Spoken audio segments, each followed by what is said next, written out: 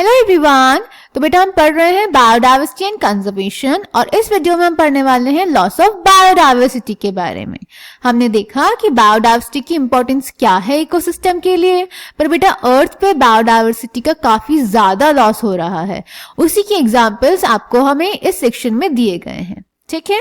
तो अब उनको पढ़ते हैं। तो बेटा ये जो बायोडाइवर्सिटी का इतना ज्यादा लॉस हो रहा है वो मेनली ह्यूमन एक्टिविटीज की वजह से हो रहा है, इसीलिए हम इसको एंथ्रोपोजेनिक लॉसेस भी बोलते हैं। जिसका फर्स्ट एग्जांपल हमें दिया हुआ है कि ट्रॉपिकल पैसिफिक आइलैंड में ह्यूमंस की कोलोनाइजेशन की वजह से वहां की नेटिव बर्ड्स की 2000 स्पीशीज ऑलरेडी एक्सटिंक्ट हो चुकी हैं। IUCN that is international union for conservation of nature की रेड डेटा लिस्ट जो कि 2004 में रिलीज हुई थी, उसके अकॉर्डिंग अब तक 784 स्पीशीज का एक्सटिंक्शन हो चुका है लास्ट 500 इयर्स में, which includes 338 species of vertebrates, 359 of invertebrates and 87 plant species. इसमें हमें कुछ रीसेंट एक्सटिंक्शंस के एग्जांपल दिए गए हैं। मॉरिशस में डोडो का, अफ्रीका में क्वागा का, थाइलसीन का ऑस्ट्रेलिया में एंड स्टीलर सी काउ का रशिया में। साथ ही साथ टाइगर की भी 3 सब स्पीशीज एक्सटिंक्ट हो चुकी हैं विच आर बाली, जावन एंड कैस्पियन, ठीक है बेटा। इसके अलावा लास्ट 20 इयर्स की अगर हम बात करें तो लास्ट 20 इयर्स में ही 27 स्पीशीज एक्सटिंक्ट हो चुकी हैं। अगर हम इस एक्सटिंक्शन को कंपेयर करें टेक्सा टू टेक्सा तो हर टेक्सा का जो एक्सटिंक्शन है वो सेम नहीं है।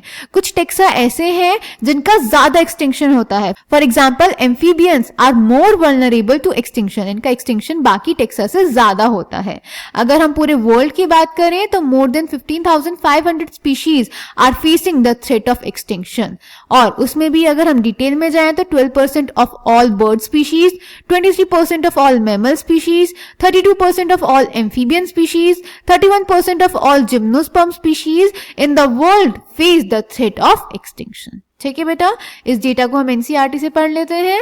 While it is doubtful if any new species are being added through speciation into the Earth's treasury of species, there is no doubt about their continuing losses. ये तो हम नहीं बोल सकते कि न्यू स्पीशीज भी स्पीशिएशन से ऐड हो रही हैं, बट उनके लॉस हो रहा है, इसकी हम गारंटी दे सकते हैं।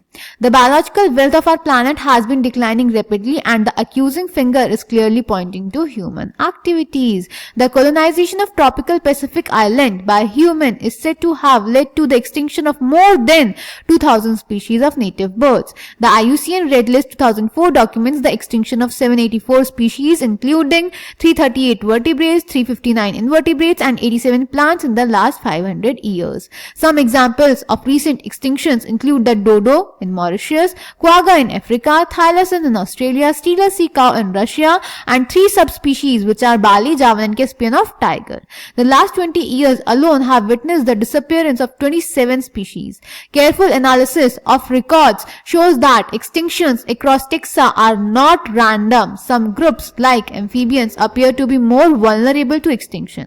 Adding to the grim scenario of extinctions is the fact that more than 15,500 species worldwide are facing the threat of extinction. Presently 12% of all bird species, 23 mammals की, 32 amphibians की, 31% जिम्नोस्पर्म्स की वर्ल्ड में extinction का threat face कर रही हैं, ठीक है।